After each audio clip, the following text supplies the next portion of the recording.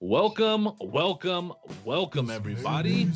That means those welcomes mean you are now stumbling upon the Next Man Up Sportscast with me, your host, Chooch, and of course, the co host, the fan driven, the hater driven Mandy as my co host and brother. But Mandy, let's get started, all right? There's and speaking on the hating stuff, right? You know, you got all your haters out there. You like to address them from time to time, but these guys, I feel like, have got hated on in the league for a little bit and hadn't made an All Star game yet. I was kind of surprised at some of these names. These are four first time All Stars.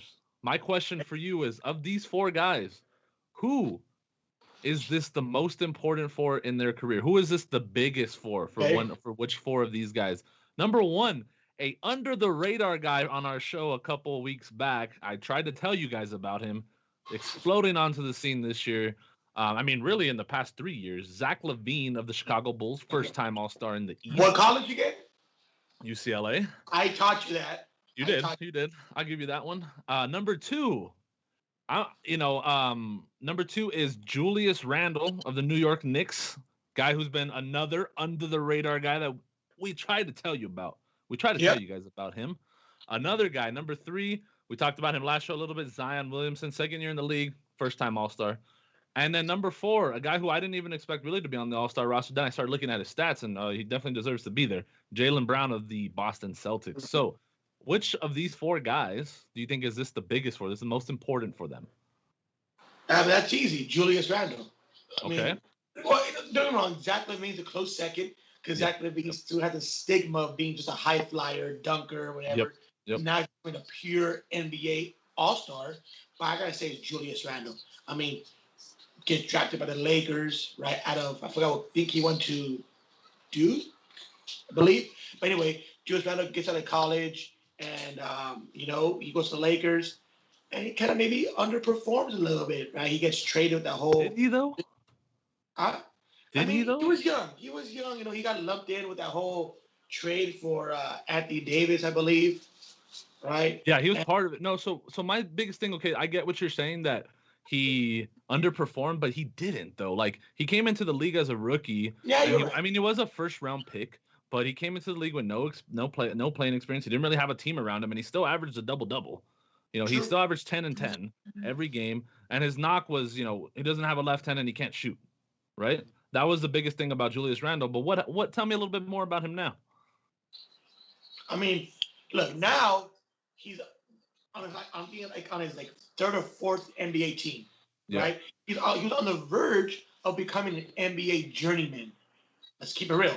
that's Like true. he was on the verge of becoming an NBA journeyman, and all of a sudden he finds a home in New York, and boom, he explodes on the scene. He found the right system, Yeah, right cast, and maybe some kind of motivation that we don't know about. yeah. But I think for Julius Randle, man, this makes him, maybe a true first round pick the Lakers saw. And again, I'll say it again, he was on the verge of becoming an NBA journeyman. And now he's a solidified star in New York.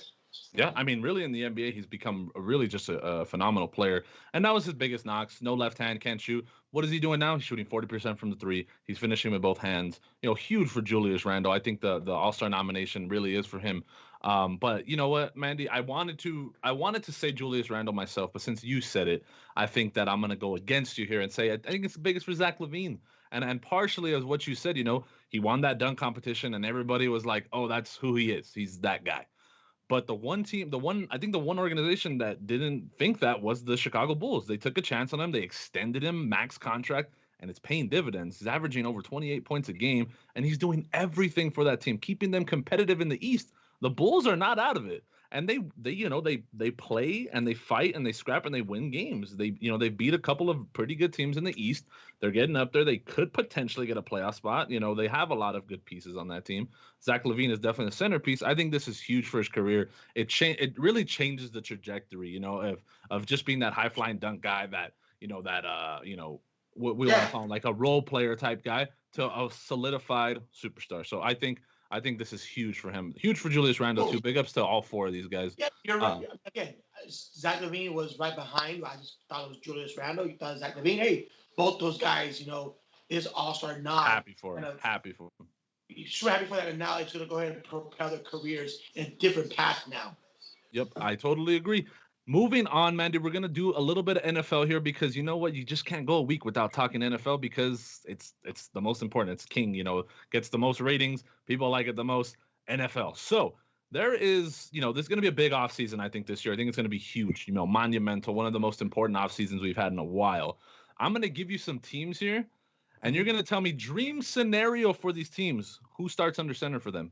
Now it could be the guy who is already there. It could be a guy who they should trade for. Could be a guy they should draft. Give me your answer for each team, okay? Number one. Now, they're interesting, okay? Really think about these because number one, I have the Pittsburgh Steelers here, okay? Big Ben technically isn't on contract. They can bring him back. Otherwise, they have Mason Rudolph, a guy who they've kind of been grooming. I don't know how much they believe in him. And they also signed in the offseason the former Washington football team. No, Dwayne Haskins. Oh, Dwayne Haskins. You're right. Yes. Dwayne Haskins. So, dream scenario. Who's starting for the Steelers this coming season? Look, I know that GM for the Steelers said Ben Roethlisberger is our quarterback for now, right? Something he said those words. I have to believe it.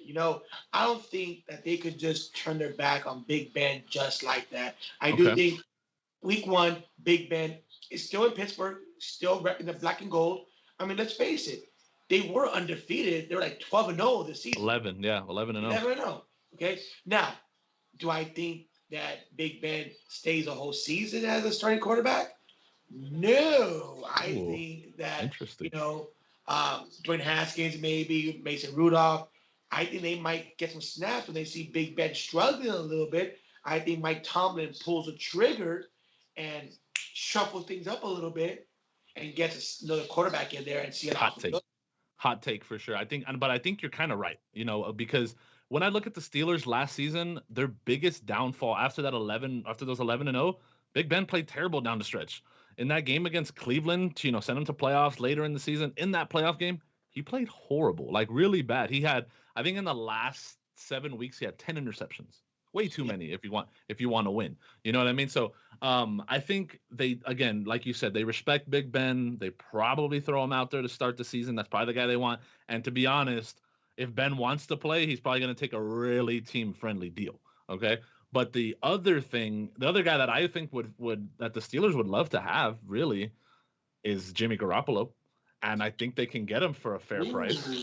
I really think they could get him for a fair price, and then they could still probably find another. I think they need another receiver, and I think they can find another receiver in the draft because that's what they do. That's what the Steelers do. The whole Jimmy Garoppolo thing, I think, if I remember, the Steelers, they don't have a lot of money to spend. Right, exactly. It's not a very Steeler move, but Bud Dupree was one of their higher guys on salary. He's also a free agent right now. Now, I think they make a decision. Do we want to strengthen or keep our defense solidified, or do we go out and get a Jimmy G, or do we keep like Dupree, get another defensive player, and then, keep Ben? So I think it's one of those things. I think the Steelers would love to have Jimmy G, and I think he would help that team a lot, bring some cohesion there. But team number 2, the New York Jets. Who would a dream scenario for the New York Jets? Who do they want under center?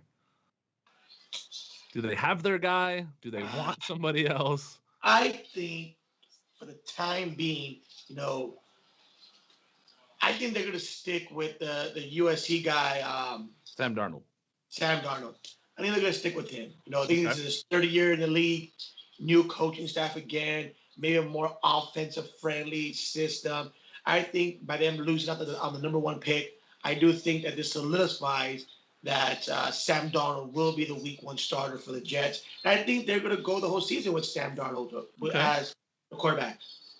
Do they draft a QB, do you think? Or do you think they go defense with that second pick? That's a tough spot to be in if you're not going to take quarterback. I don't think they go quarterback. Okay. Again, Trevor Lawrence was a man.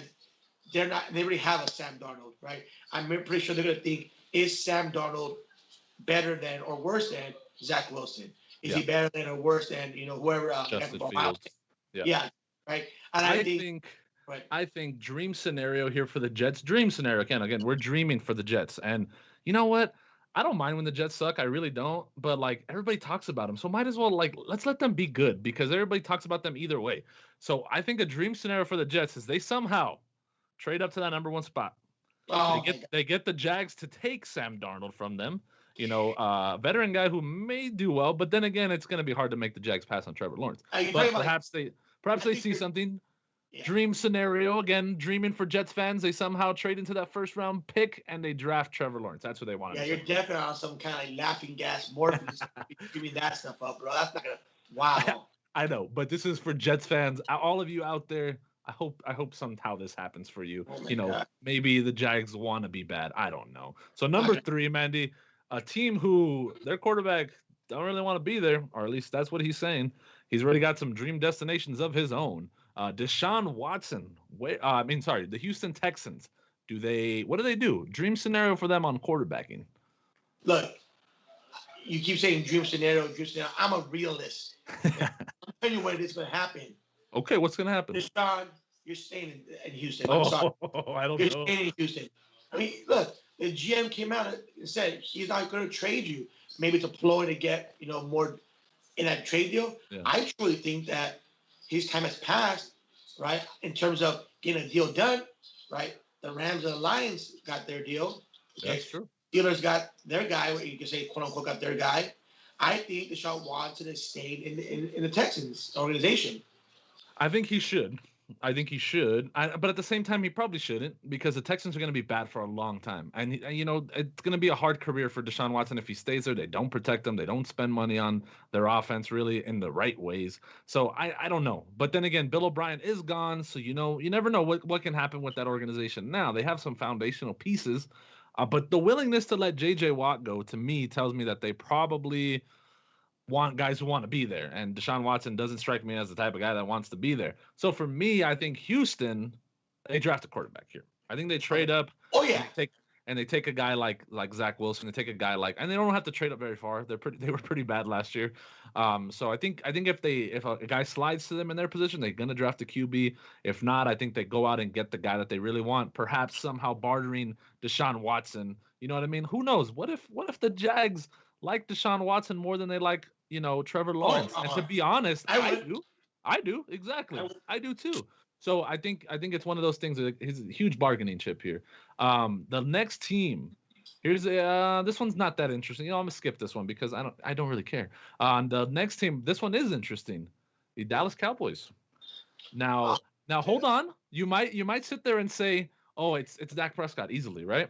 And if you're a Dallas fan, that's probably what you want, right? Because he's great. And he led the Cowboys in passing up until like week 15, and he only played about 6 games. No, less than that. Yeah, it might have been less than that, like 4 or 5 games. But still, it led them in passing that long. But you're probably going to have to pay him Patrick Mahomes money. I mean, he's going to want it. Right? I mean, pretty damn close to it. Pretty close to it. He's going to get more than Russell Wilson. I promise you that. And it's because Dak bet on himself, and he was great, and the Cowboys did horrible without him. They need Dak Prescott here. You're going to have to keep this in mind. They're going to have to pay him a lot of money. Probably upwards of 35, 38, 40 million around there. Who's under center for the Cowboys this coming season? Look, what if it's going to be Dak Prescott? And no, he's not going to get anywhere near the money that Patrick Mahomes is getting. I guarantee you he's the second highest paid quarterback after he's paid. Okay, he might be the second highest paid quarterback, but he's not going to get Patrick Mahomes' deal contract. There's no way. He's not going to get a 10-year, $300 or $500 million. He's not going to get it. He might get a 3-4 year deal because he come off injury. Right, you got to see where he's at. And to be honest, I think that the Cowboys, if I'm mistaken, they might franchise tag him next year anyway. They did that last year, and then because they did that, he got market value, which was about $32 million just for 1 year. So I don't know how cost effective that becomes over time. So yeah, he's gonna stay with the Cowboys. Again, I think we had this conversation 2 shows ago. It's not a big quarterback market in the NFL. That's true. It's really not. You got to go with what you have and what you know, the product. The Cowboys, if they risk getting rid of Dak Prescott, who are they going to turn to? I mean, are they going to try to get a trade for Deshaun Watson? Are they going to get a trade for somebody else? Yeah. There's no other big free agents out there. That's true, and that's one of the things that you have to be careful when paying your quarterback. That's why quarterbacks get so much money because the alternative isn't always great. You know what I mean? Like you could be the Rams stuck with a really old quarterback and paying them a lot of money. So it's something like that. Or you but better stick with the Raiders. The quarterback has zero I playoff. absolutely love Derek Carr, and I can't wait for the Raiders to extend him and let him get the money that he deserves because he's great. But for the Cowboys, who's under center for them this coming off Yeah, season? yeah. Dak Prescott. Absolutely. It has to be. He's one of the best young quarterbacks in the game. If the Cowboys do not sign him, the only alternative I see to being like, oh, we're going to do something else would be Deshaun Watson. I mean, if they don't get Deshaun Watson and it's Dak, then it makes sense. If they do that, then it makes sense. If they don't, it makes no sense at all. So there you go. You had it. You got some, we're giving you some dream scenarios and some potential quarterback swaps in the NFL that may hurt or help your team. We'll see. We gave you some of the lowdown on the first time All Stars. But the next segment, of course, is that it's all about that money, that betting stuff, right?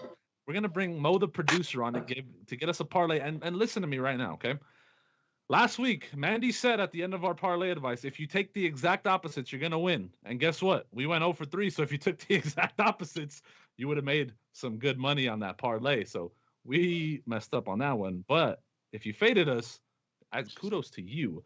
Before I bring Mo on, I just want to talk about the giveaway, again here, Oh, because me and Mandy were talking about this before the show. The Los Angeles Kings are coming up on their 6th win in a row tonight, who picked that? making that's right, making them a better team in the West, giving them a potential pretty good seed if they keep up this energy, and that's $1,000 on that payout.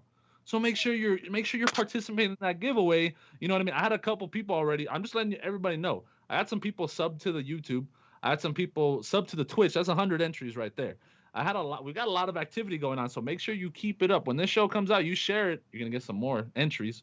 So keep that energy up. Mo, what's up with that parlay this week, my friend? So this week we're gonna drop a 3-team parlay for Ooh, Friday's games. Okay. Friday the 26th.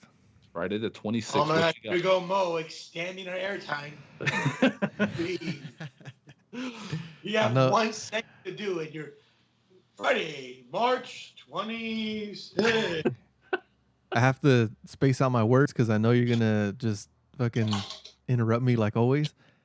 So anyway, the 3 games for Friday the 26th are hockey games. So the first game, let's start with Bruins versus Rangers. Okay. So the Rangers are probably going to be the underdogs in this one, and I think the Boston Bruins are one of the best teams in the NHL. I like them. They were one of my picks for the giveaway. So Boston Bruins money line. I like this pick here. Whatever Chute says, he has a hockey hat on. Go Bruins. Colorado Avs, not to be confused with the Northeast Avs, but yeah, go ahead. Next one, Avalanche versus Coyotes. Ooh, so this is a tougher one, right? So the Coyotes have been playing not great lately, but the Avalanche have been playing not great lately. They just got shut out, but they have been playing a lot better teams. So they just got shut out by Vegas. They're playing the Wild right now. They're down by 1, but I have confidence in them to come back tonight. Give me the Avs. I don't feel great about it. I like the under in that game a lot more because both teams have great defenses, but I'll take the Avs on this one, money line. The only thing I know about these 2 teams is, yes, the Coyotes are not good.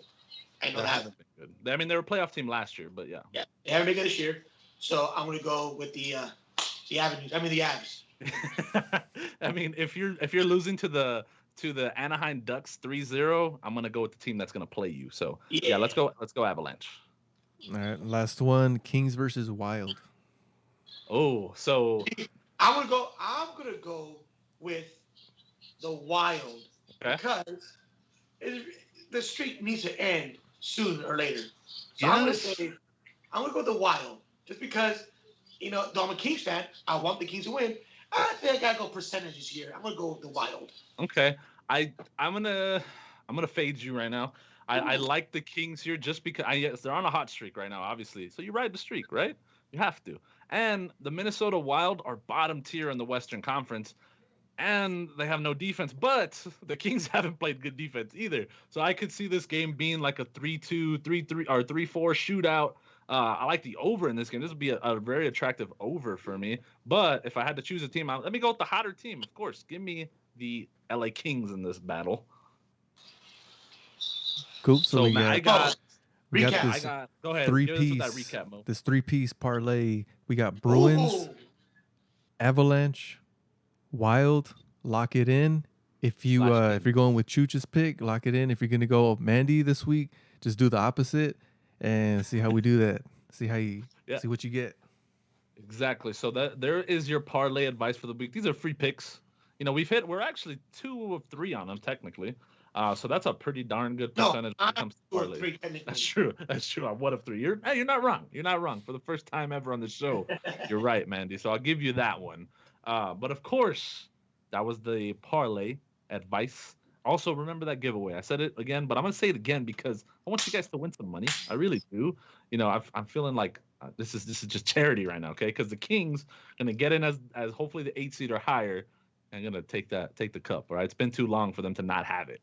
So let's go ahead and move on to the next segment, which of course is the best segment on the show. But before I get to that, I'm gonna highlight our small business of the week. This week's small business is just a certified hustler. Does it all himself, right? Not really, but he's a businessman. He's his own business. He is the business. I'm gonna shout out my guy Brian the Apprentice. He's a tattoo artist in Los Angeles. He works currently as an apprentice. So he does smaller tattoos, simpler projects, still learning the ropes, but still very good and works at a very high-end high-end tattoo parlor called The Gallery in downtown LA. Really nice spot, honestly. I personally have got a tattoo done by the guy who he works under, which is Julio Cordero. So make sure you hit him up on IG. Brian the Apprentice. Get you some good tattoos. I mean, they're really COVID safe, mask, gloves, all that good stuff. So you'll be protected. You're a Catholic school boy, right? Correct. And you have a tattoo? I do. Show us. Tattoo. Actually, I have a tattoo dedicated to your daughter, actually. So, yeah. Hey, that's cool. But you got a tattoo, though. That's wow. Ask me how many tattoos I got. Yeah, because you're scared, though. There's a difference. No, I'm a good Catholic school boy and no tattoos. Treat your body like a temple, baby. If my body was a temple, I'd have paintings up. You know what I'm saying? It's the same. You're all facts. Yeah. See what I mean? But anyway, that brings us to the next segment of the show, which is Rapid Fire Sports Trivia with Mandy and Chooch. Mandy, I saw a great piece for a change in the popular media. I saw a great take on sports and coaching, right, in football. This coach surprised me, okay, and he's our bonus question, okay. So I'll get to him, but I got for you here the 7 most winning coaches actively in the NFL. Can you give me 5 of them? Sure. Let's see. Let's go with Andy Reid. Okay. We'll go with Mike Tomlin. Okay. I'll even say Pete Carroll. Okay.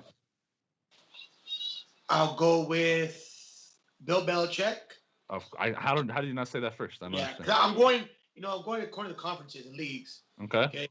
And then I will end with, I'm trying to think of the powerhouses out there in the NFL. Oh, you know what? Sean McVay, right? No, eventually he will be.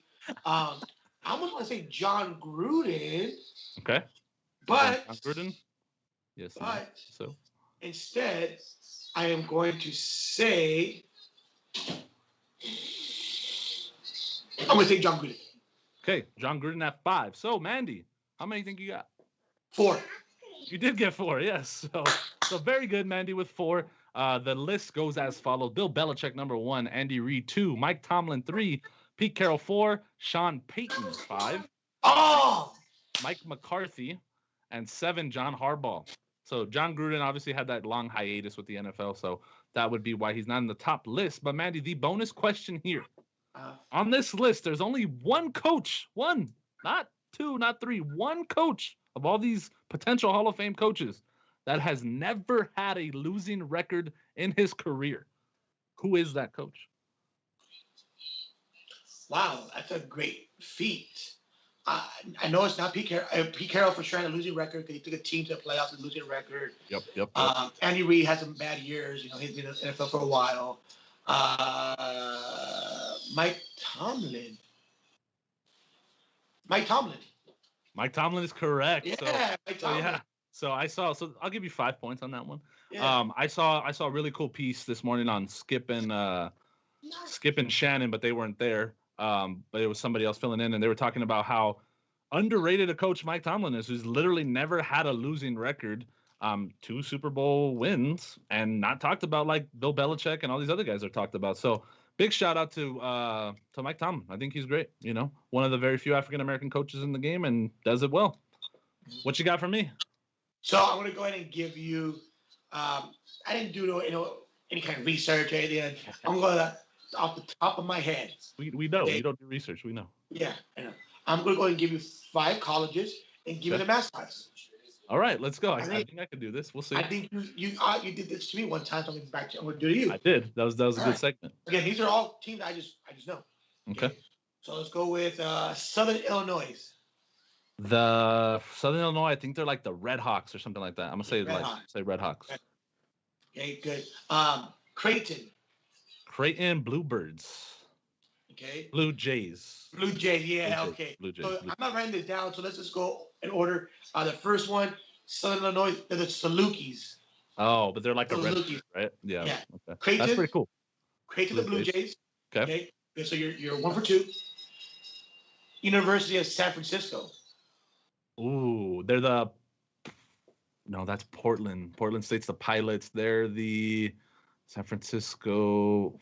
I don't know. I'm gonna say Friars. The Dons. The Dons. That's pretty cool. Pretty cool mascot. So 1 for 3. Let me give you a gimme here. I'm gonna go with the Pepperdine.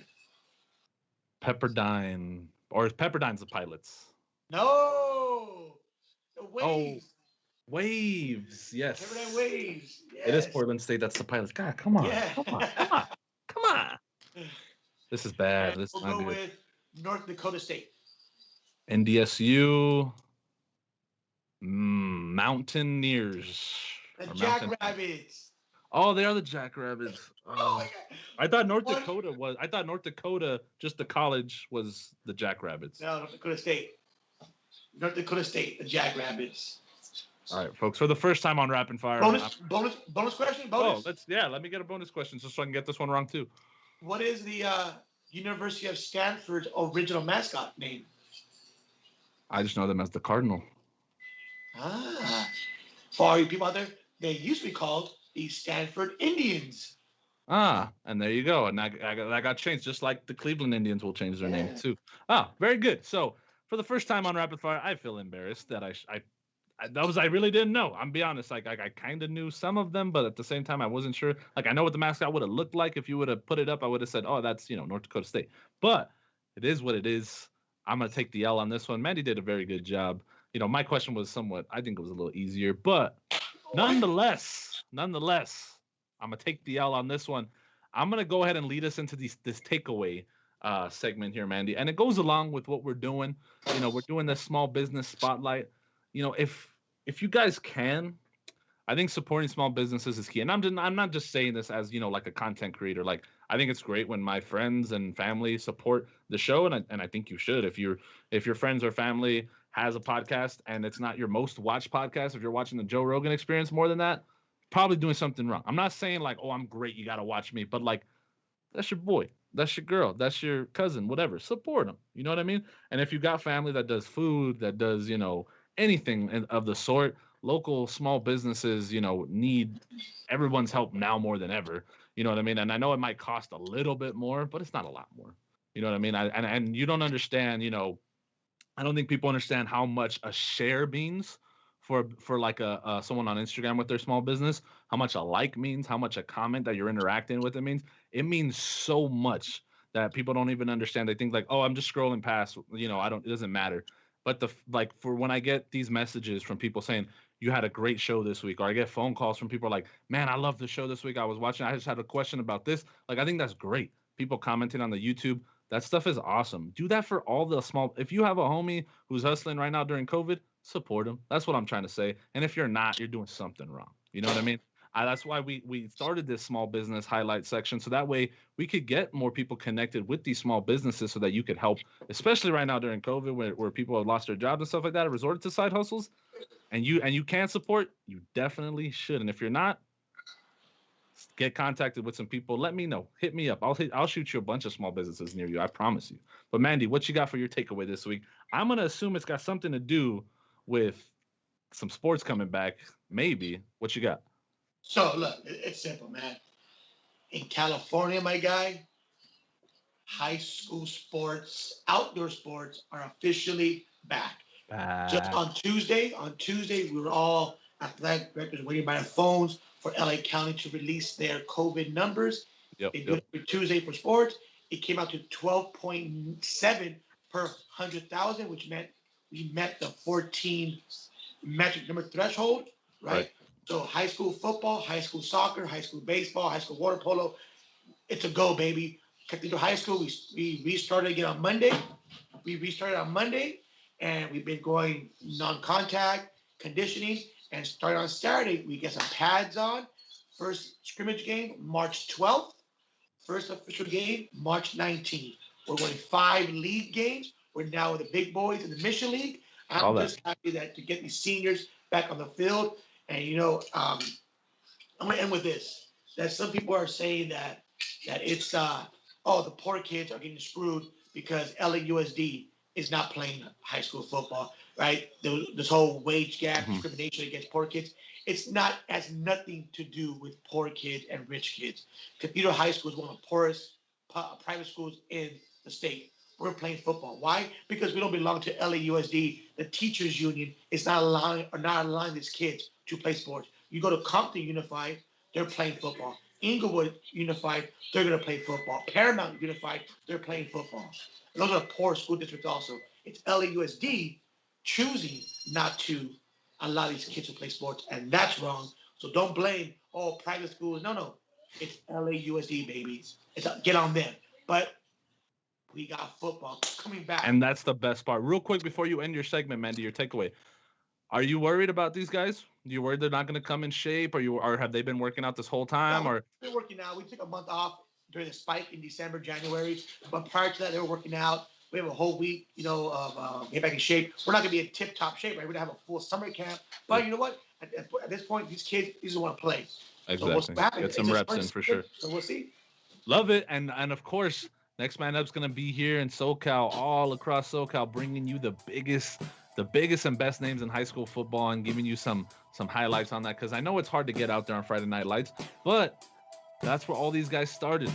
You guys remember guys like Robert Woods, things like that come out of SoCal. We're gonna bring you those guys on a cool take, and Mandy, Mo are gonna get out there. I'm gonna be involved, and we're gonna bring all that stuff to you guys. So we appreciate you stopping by this week. And again, support your small businesses, support the show. Get on that giveaway. I'm telling you, get on that giveaway. You're going to be sorry when the Kings win the Stanley Cup and you're like, man, I only liked and commented. You didn't sub. You didn't do none of that stuff. Get on that giveaway. I promise you. All right, everybody. Have a great rest of your week. This is a goodbye from the NextManUp Sportscast crew.